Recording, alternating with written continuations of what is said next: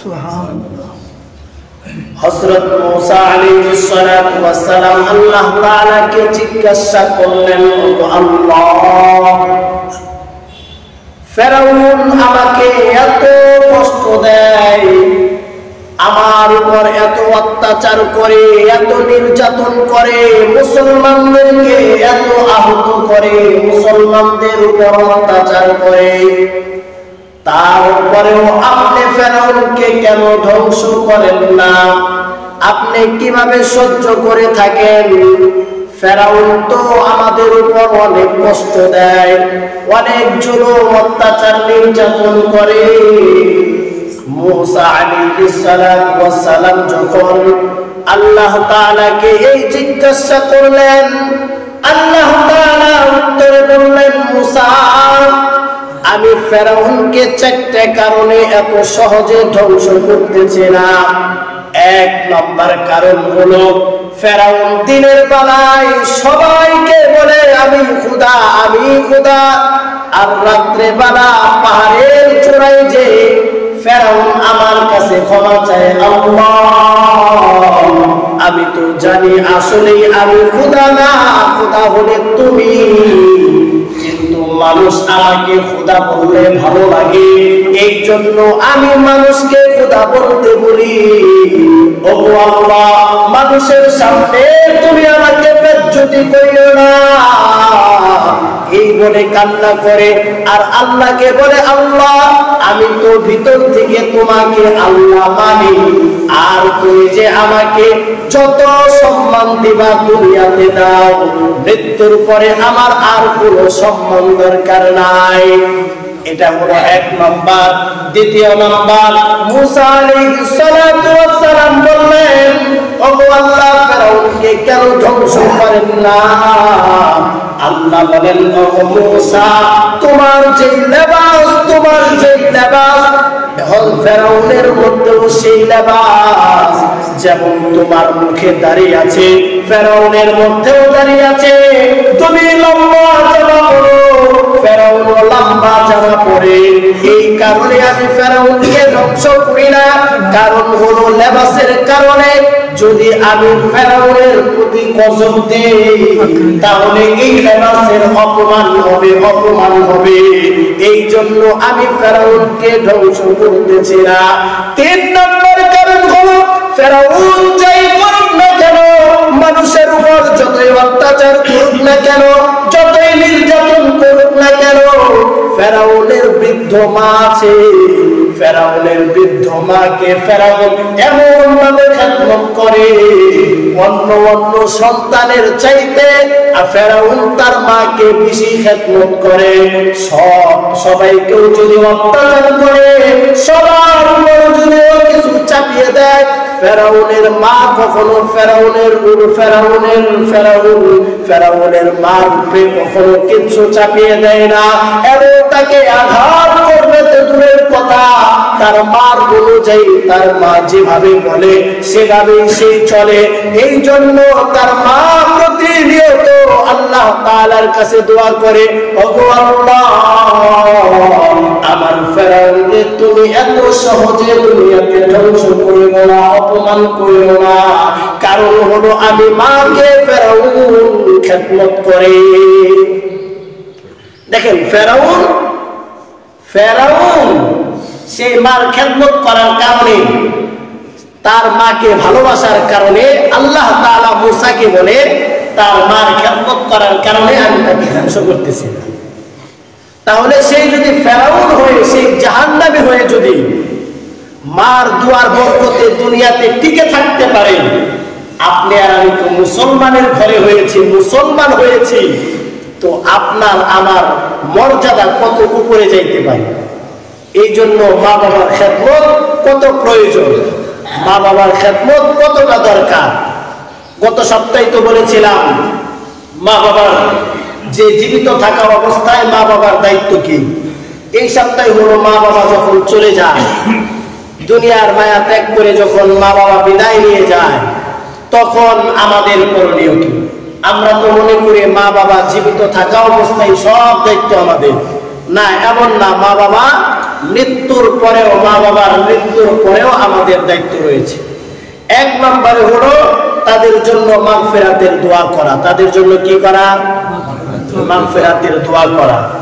আজকে আমরা তো দোয়া করি না, আজকে আমরা মানুষকে দেখানোর জন্য আয়োজন করি, মানুষকে দেখানোর জন্য আয়োজন করি।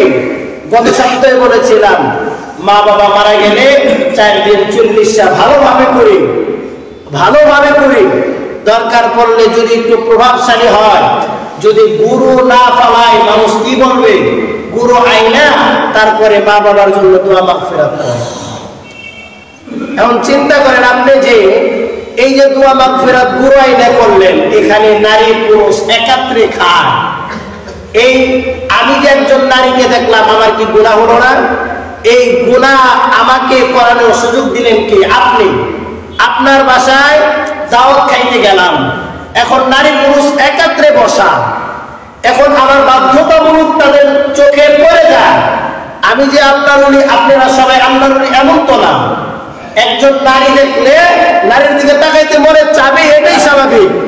যেমন তেঁতুল দেখলে মানুষের জিহ্বায় পানি আসে না? কথা বলেন, আসে না? আসে। আর নারী দেখলে পুরুষের চাহিদা থাকবে, এটাই স্বাভাবিক। যদি কেউ বলেন না আমার ভিতরে এইসব নাই, তাহলে বলবো আপনি অসুস্থ। যদি কেউ বলে আমি নারীর প্রতি আমার আকৃষ্ট নাই, তাহলে সে অসুস্থ। সব পুরুষেরই নারীর প্রতি আকৃষ্ট আছে, কিন্তু ওগুলা থেকে বেঁচে থাকতে হবে। এই জন্য আমি যে দিক দিয়ে বলতেছিলাম, আপনার বাসায় যে আমরা যাই, আপনি আমাদেরকেও দাওয়াত দেন, নারীদেরকেও দাওয়াত দেন, মহিলাদেরকে দাওয়াত দেন। আপনার বাসায় যে আমার গুনাহটা হলো, এই গুনার ভাগ কি আপনি নেবেন না? অবশ্যই নিতে হবে। কেননা আপনি গুনাহ করার জন্য আমাদেরকে সুযোগ করে দিলেন, আমাদেরকে সুযোগ করে দিলেন। আরো হলো আমরা যে আয়োজন করি, নামাজি বেনামাজি, গরিব মিসকিন ফকির বড়লোক যা আছে সবাই এক হারে যায়। গত সপ্তাহে আমি বলেছি এগুলা তো বড় লোকের জন্য না, এগুলা হলো গরিবের জন্য, যারা অসহায়, যারা মাসকে মাস ভালো মন্দ খাইতে পারে না, তাদের জন্য এই সব খাবার। আপনি আর আমি যে আয়োজন করি, আয়োজন করার আগে কিন্তু আগে বাড়িতে পরামর্শ করি কিভাবে কেমনে কি করা যায়। তখন কি বলেন আমরা বড় লোক খাওয়াবো? কয়েকজন গরিব মিসকিন খাওয়ানো দরকার। মা মরছে, বাবা মরছে, দাদা মরছে, দাদি মরছে, কয়েকজন গরিব মিসকিন খাওয়ার দরকার। না খাওয়াইলে মানুষে বলবো কি? এখন কথা হলো গরিব মিসকিন খাওয়াইবেন, বড় লোক দাওয়াত দেন কে? বড় লোক আমরা কেন দাওয়াত দিই? আর বড় লোক দাওয়াত না দিয়ে উপায় নাই। বড় লোক যদি দাওয়াত না দিই, দাওয়াতের ব্যবস্থা করছে, আমাকে দাওয়াত দেয় নাই। আমরা এলাকার প্রভাবশালী, আমাকে দাওয়াত দেয় নাই, বিয়ার সব দাওয়াত দিবে না, যাবো না, বলে নাই কথা? এটা হয়, প্রত্যেকটা এলাকায় হয়। আর আমাদের সমাজটা এমন হয়েছে, যদি মা বাবা মরার পরে যদি খাওয়া দাওয়ার আয়োজন না করে, তারে যে কত কিছু বলে হিসাব ছাড়া। এটা আমি নিজে প্রমাণ। আমার বাবা যখন মারা যায়, আমি তখন বুঝি, কিতাবখানায় পড়ি, মাওলানা হই নাই, তো আমি অনেক চেষ্টা করেছি আমি একজন করবো না, তো করবোই না। কিন্তু সমাজের কারণে, আত্মীয় স্বজনের কারণে থামাইতে পারিনি। 15 দিনের মাথায় করা হয়েছে। 4 দিনের দিন, 7 দিনের দিন তো আমি করবো না, করবোই না। কিন্তু সবার চাপাচাপির কারণে দেখি আত্মীয় স্বজনরা বেজার হয়। যেন বেজার না, যদি এই না করে এই বাসায় আর আসবি না, এমন কথা পর্যন্ত বলে। তো কি করব? কিচ্ছু করার নাই, চাপে পড়ে তারপরে করতে হয়। কিন্তু এটা তো সমস্যা আমাদের সমাজে, এগুলা পরিবর্তন করেন। হ্যাঁ, আপনি আপনার বাবা মার জন্য খরচ করতে পারেন, খরচ করতে মানা নাই, কিন্তু 4 দিনের দিন ধৈর্য করাইতে হবে। যারা কবরস্থানে নিচে তাদের হাতের মাটি ছাড়াতে হবে, এমন কিছু কইলেন না। এটা করা হলো বেদাত। হ্যাঁ, আপনি যেদিন মনে চায় সেদিন আপনি মেহমানদারি করতে পারেন। আর মেহমানদারি করতে হবে একমাত্র আল্লাহর জন্য। কার জন্য? আল্লাহর জন্য। আল্লাহর জন্য মেহমানদারি করা অনেক বড় সওয়াব। হযরত ইব্রাহিম আলাইহিস সালাতু ওয়াস সালাম যখনই খাইতে বসতেন, খাওয়ার আগে সেই বাহিরে দাঁড়ায় থাকতেন। কারণ দেখি একজন মুসাফির অথবা কোনো মানুষ পাই কিনা। কোনো মানুষ ছাড়া সেই কখনো খাবার খাইতেন না। ইব্রাহিম আলাইহিস সালাম মেহমান ছাড়া খাবার খাইতেন না। তো মেহমান অনেক বড় একটা নিয়ামত। আমরা তো এখন অনেকেই আছি মেহমান আসলে আমরা বেজার হই না? আত্মীয় স্বজন আসলে অনেকে বেজার হয়। আসলে বেজার হইবেন না, তাদের রিজিক তারা কিন্তু নিয়ে আসে। আপনি এবং মেহমানের উসিলায় কিন্তু আপনি ভালো মন্দ খাইতে পারতেছেন। যেমন কথার কথা, আমার বাসায় স্বাভাবিক রান্না প্রতিদিন হয়, সবার বাসায় স্বাভাবিক রান্না হয়। যখন মেহমান আসে তখন স্বাভাবিক রান্না রান্ধেন? একটু ভালো মন্দ রান্ধেন। মেহমান যদি না আসতো তাহলে ভালো মন্দ রান্ধতেন না। তো মেহমানের উসিলায় কিন্তু আপনি ভালো খাবার খাইতেছেন। আর তাদের রিজিক তারাই খায়, তাদের রিজিক আপনার বাসায় আসে দেখেই তারা আসতে পারে এবং খাইতে পারে। এই জন্য মেহমানকে অবহেলা করতে নাই। আর এই যে মা বাবা মরার পরে 4 দিন 40 দিন এগুলা বাদ দিয়ে আপনারা যেদিন মনে চান আপনি মেহমানদারি করেন, কোনো সমস্যা নাই। কিন্তু একটা লিমিট ক্লোজ করেন না। একটা লিমিট আছে, মেহমানদারির একটা লিমিট আছে। গণহারে আপনারা দাওয়াত দিতে থাকেন, হ্যাঁ আপনার সমর্থ আছে আপনি দিতে পারেন, কিন্তু নারী পুরুষ আলাদা করেন। নারী পুরুষ আলাদা করেন, নারীদের জন্য আলাদা ব্যবস্থা করেন, পুরুষের জন্য আলাদা ব্যবস্থা করেন। এই এলাকায় অনেক বাসায় দেখছি নারী পুরুষ একসাথে বসে। আরে ভাই, আপনি যে গুনাহ করার জন্য তাদেরকে সুযোগ করে দিলেন, তারা যে গুনাহ করলো এই গুনার ভাগটা তো আপনি যদি নাও নিতে চান তাও নিতে হবে। আপনি গুনার ভাগ পাইবেন। এই জন্য যেটা মূল কথা, বাবা মা মারা যাওয়ার পরে তাদের জন্য দোয়া করা। কেননা বাবা মা সবসময় আশায় থাকে আমার সন্তান আমার জন্য দোয়া করবে। আমার সন্তান হাতটা তুলে আল্লাহ তাআলার কাছে বলবে রব্বিরহামহুমা কামা রাব্বায়ানি সগীরা। আল্লাহ তাআলা এত সুন্দর দোয়া আমাদেরকে শিখাই দিয়েছেন, এত সুন্দর দোয়া আপনাকে আমাকে শিখাই দিয়েছেন, তারপরেও আপনি আর আমি বাবা মার জন্য দোয়া করি না। এটা হলো সন্তানের দায়িত্ব পালন করতে হবে।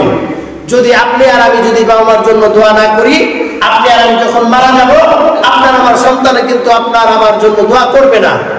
এই জন্য আপনি আপনার বাবা মার জন্য যতটুকু করবেন আপনার সন্তান ততটুকুই করবে, পারলে কম করবে, বেশি করবে না। কিন্তু এই জন্য আপনার বাবা মাকে যতটুকু করবেন ততটুকু পাইবেন। এই জন্য 1 নম্বর হলো বাবা মার জন্য দোয়া করা। 2 নম্বর হলো সওয়াবে নিসানি করা। সওয়াবে নিসানি মানে হলো বাবা মার জন্য কিছু পাঠানো, যেমন কিছু দান করা বাবা মার নামে। যেমন আমার বাবা নাই, আমি প্রতি শুক্রবারে আসি 5 টাকা 10 টাকা আমি আমার বাবার জন্য দিই, এই সবটা আপনার বাবা পাবে। আপনি একটা ইতিম সন্তানকে লালন পালন করেন, এই সবটা আপনার বাবা পাবে। আপনি মানুষের একটা উপকার করেন, এই সবটাইকেই বলা হয় সওয়াবে নিসানি।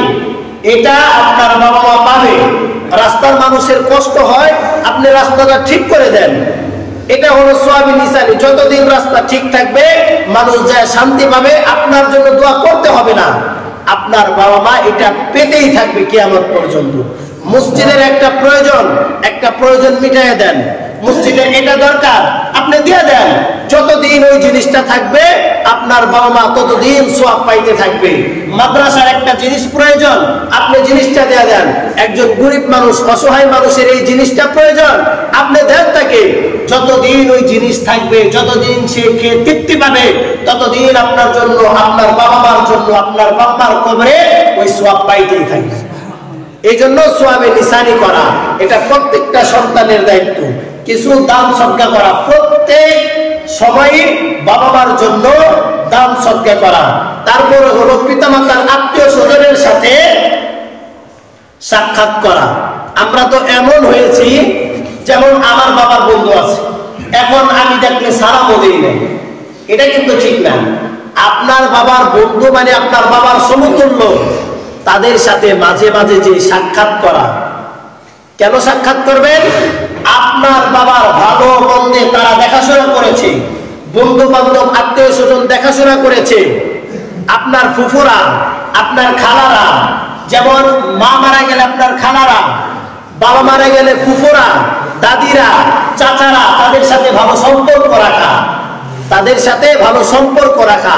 কারণ হলো আপনার বাবার আত্মীয় স্বজনের সাথে, আপনার মার আত্মীয় স্বজনের সাথে যদি আপনি সম্পর্ক রাখেন, তাদের অন্তরটা যদি ভালো হয়, তারা দেখবেন অটোমেটিক দোয়া করবে, বলবে অমুকের ছেলেটা কত ভালো। এই যে অমুকের ছেলে, অমুক যে বললো, হয় আপনার মা হয় আপনার বাবার কথাই তো বলছে।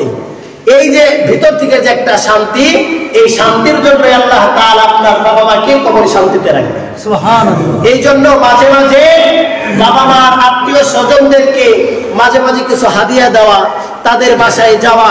যেমন কথার কথা, যদি এমন হয়, যদি রাস্তাঘাটে দেখা হয় বাবা মার আত্মীয় স্বজনের সাথে, তাদেরকে সালাম দেওয়া, বাসায় নিয়ে আসা, বাসায় আনা, মেহমানদারি করা, এটা হলো সন্তানের দায়িত্ব।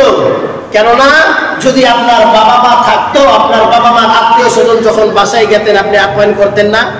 বাধ্য হয়ে তো করতেন। এই জন্য যখন বাবা মা নাই, বাবা মার আত্মীয় স্বজনের সাথে মাঝে মাঝে যায় সাক্ষাৎ করা, ফুফুদের সাথে, খালাদের সাথে, চাচাদের সাথে এগুলো সাক্ষাৎ করা। আমাদের সমাজটা তো এমন হয়েছে, আমাদের সমাজটা এমন হয়েছে, অনেকে আছে ভাতিজা ফুফুকে চিনে না, খালাদের সাথে সম্পর্ক নাই, চাচাকে দেখলেও সালাম দেয় না।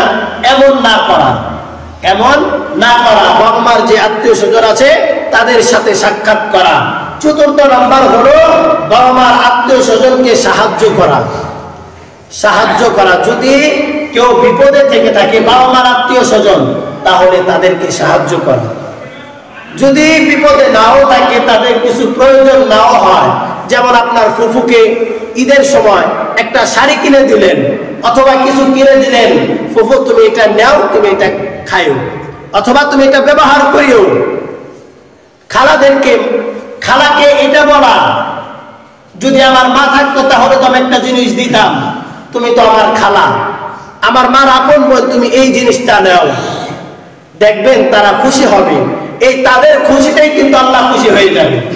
এই জন্য আত্মীয় স্বজনের সম্পর্ক তো প্রত্যেকটা মুসলমানের রাখা দায়িত্ব, কিন্তু বাবা মার যে আত্মীয় স্বজন আছে, বাবা মা মরে যাওয়ার পরে তাদের সাথে সাক্ষাৎ করা এবং তাদেরকে কিছু হাদিয়া দেওয়া, তাদেরকে সাহায্য করা, এটা হলো 4 নাম্বার।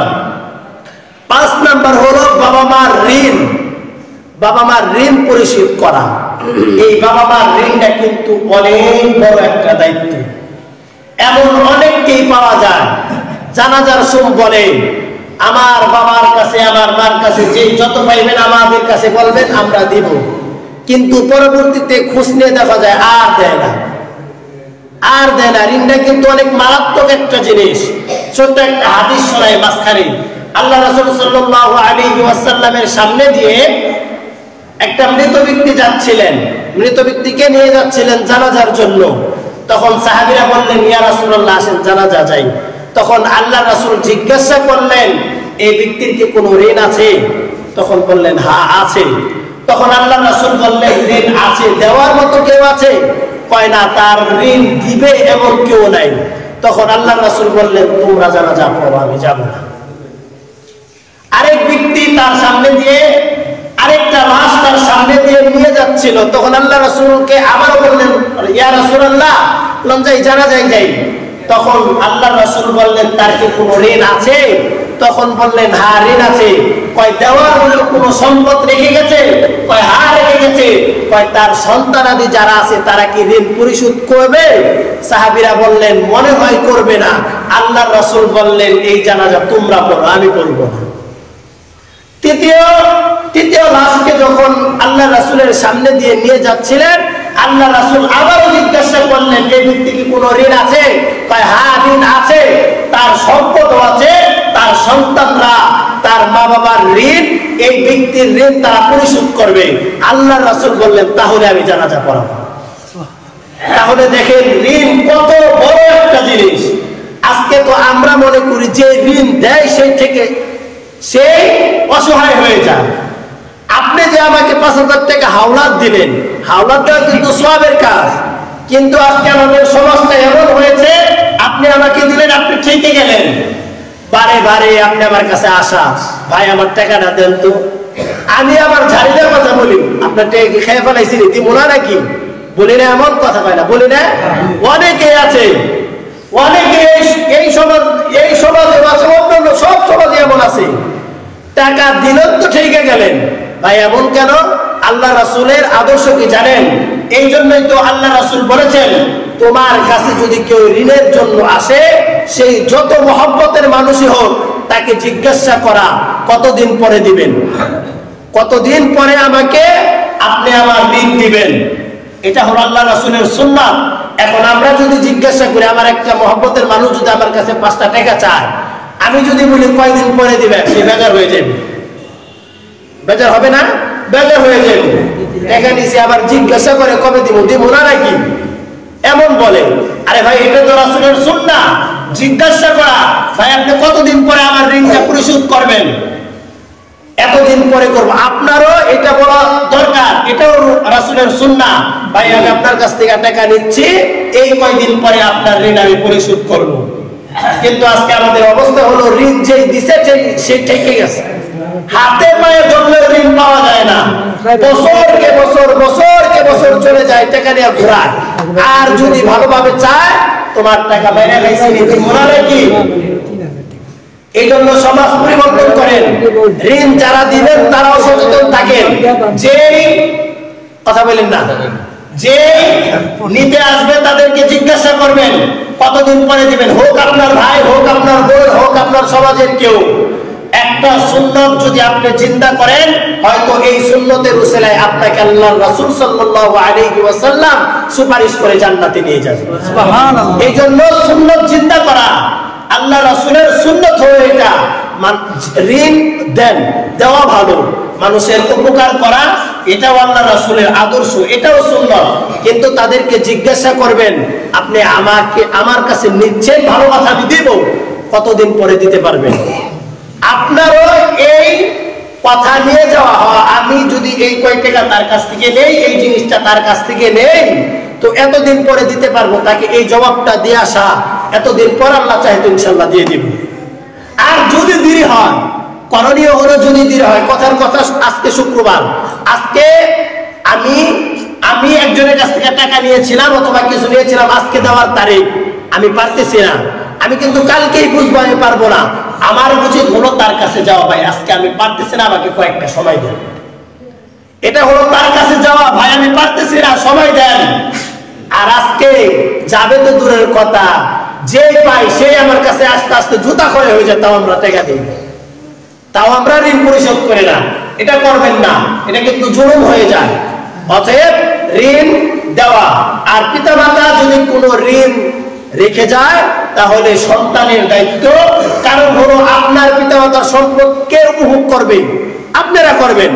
আমার বাবার সম্পদ কে উপভোগ করবে? আমি করব। তো ঋণ দেওয়ার দায়িত্ব কার? ঋণ দেওয়ার দায়িত্ব কার বলেন? সন্তানের। এই জন্য পিতামাতা যদি কোন ঋণ রেখে যায়, তাহলে সন্তানের দায়িত্ব এই ঋণ পরিশোধ করা। 6 নাম্বার, ওসিয়ত পূরণ করা। ওসিয়ত পূরণ হলো, যদি বাবা মা কিছু বলে যায়, ইসলামের ভিতরে যদি হয়, যদি ইসলামে বৈধ হয়, কথার কথা যদি আপনাকে বলে তুমি আমার জন্য একটা হজ করে দিও, যদি সমর্থ থাকে আপনার করে দেওয়া, এটা ওয়াজিব। নসিহত পূরণ করা যদি সমর্থর ভিতরে থাকে, তাহলে সন্তানের জন্য নসিহত পূরণ করা ওয়াজিব।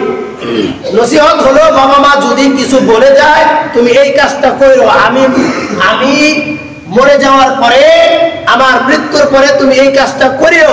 এটা হলো সন্তানের দায়িত্ব, যদি সমর্থর ভিতরে থাকে।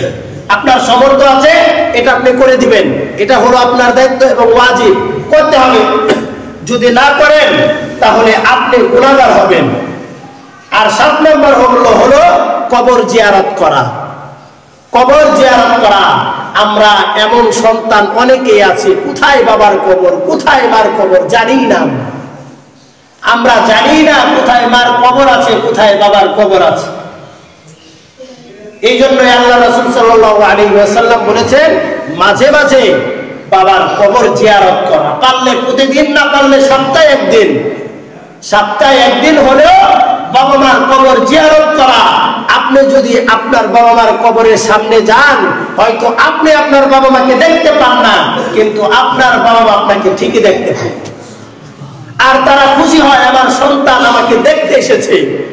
আপনি যখন কবর জিয়ারত করতে যাবেন তখন যা পারেন, যে সূরা কালেমা পারেন ওগুলা পড়ে আল্লাহ তাআলার কাছে আপনি নিজে নিজে হাত তুলবেন, আল্লাহ আমার মাকে তুমি মাফ করে দাও, আমার মার গুনাহগুলো মাফ করে দাও, আমার মাকে জান্নাতবাসী বানায় দাও, এগুলা করা। আর আপনি যা কিছু পারেন, সূরা ফাতিহা পারেন, সূরা ফাতিহা তেলাওয়াত করে মা বাবার নামে দিয়ে দেন, সূরা ইখলাস পারেন, কুল হুয়াল্লাহ সূরা পারেন, এটা পড়ে বাবা মার নামে দিয়ে দেন। এটা হলো আপনার দায়িত্ব। এই 7টা এটা হলো মৃত্যুর পরে, এটা প্রত্যেকটা সন্তানের এটা দায়িত্ব। এই জন্য জীবিত থাকা অবস্থায় বলেছিলাম গত সপ্তাহে 7টা, আর বাবা মা যখন দুনিয়ার মায়া ত্যাগ করে চলে যায় তখন সন্তানের 7টা দায়িত্ব। আমরা এই 7টা 14টা দায়িত্ব পালন করব তো ইনশাআল্লাহ? করব তো ইনশাআল্লাহ? আল্লাহ তাআলা তৌফিক দান করেন, বলেন আমিন।